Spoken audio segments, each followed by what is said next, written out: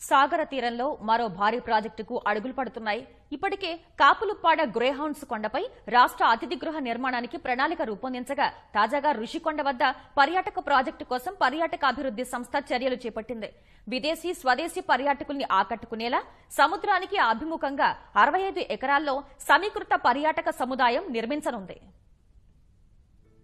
విశాఖ సాగర తీరానికి త్వరలో మరో మణిహారం రాబోతోంది. రుషికొండ వద్ద పర్యాటకులను ఆకట్టుకునేలా పర్యాటక శాఖ ప్రణాళికలు సిద్ధం చేసింది. 2 దశల్లో ఈ ప్రాజెక్టును అభివృద్ధి చేసేందుకు కార్యాచరణ రూపొందించింది. ప్రాజెక్టు నిర్వహణ సహాయం కోసం ఆసక్తి ఉన్న సంస్థల నుంచి ఇప్పటికే ఏపీటీడీసీ ప్రతిపాదనలు ఆహ్వానించింది. ఈ నెల 25 నుంచి ఆర్ఎఫ్పీ వివరాలు డౌన్లోడ్ కు అవకాశం కల్పించారు. ఈ నెల 29న విజయవాడలో ఏపీటీడీసీ కార్యాలయంలో ఫ్రీ బిడ్ సమావేశం నిర్వహించనున్నారు.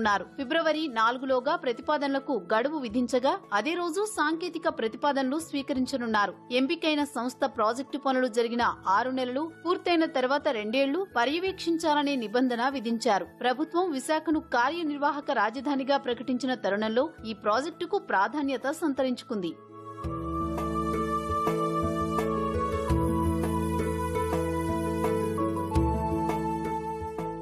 ఈ ప్రాజెక్టు మొదటి దశ పనుల కోసం ప్రభుత్వం 92 కోట్ల రూపాయలు ఖర్చు చేయనుంది. ఇక్కడున్న 65 ఎకరాల భూమిలో కొంత కొండ తొలచాల్సి ఉంటుంది. ఈ స్థలాన్ని అభివృద్ధి చేయడం కోసమే 56 కోట్ల 32 లక్షల రూపాయలు ఖర్చు చేయనున్నట్లు ఏపీటీడీసీ ప్రాజెక్టు తెలిపింది. 2వ దశ పనుల్లో భవన నిర్మాణాలు చేపట్టనున్నట్లు వెల్లడించింది. పర్యాటకుల సముదాయ భవనాల్లోని అతిథి గృహాలు, ఆడిటోరియం, కన్వెన్షన్ సెంటర్లు, భోజన హోటళ్లు, ఉల్లాస కేంద్రాలు ఏర్పాటు చేయనున్నారు.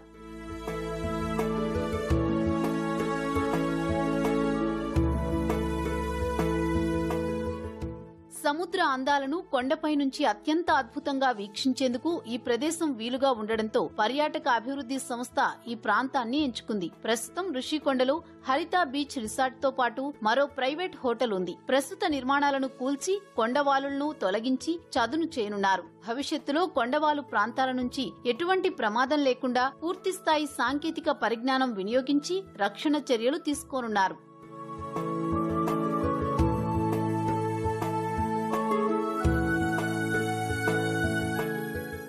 కొత్త ప్రాజెక్టు ప్రతిపాదనతో ఏపీటీడీసీ బుకింగ్ వెబ్సైట్లో రుషికొండ రిసార్ట్ ను తొలగించారు. ప్రస్తుతం ఈ రిసార్ట్ లో పనిచేస్తున్న 100 మందికి పైగా ఉద్యోగులు తమ ఉద్యోగ భద్రతపై ఆందోళన వ్యక్తం చేస్తున్నారు.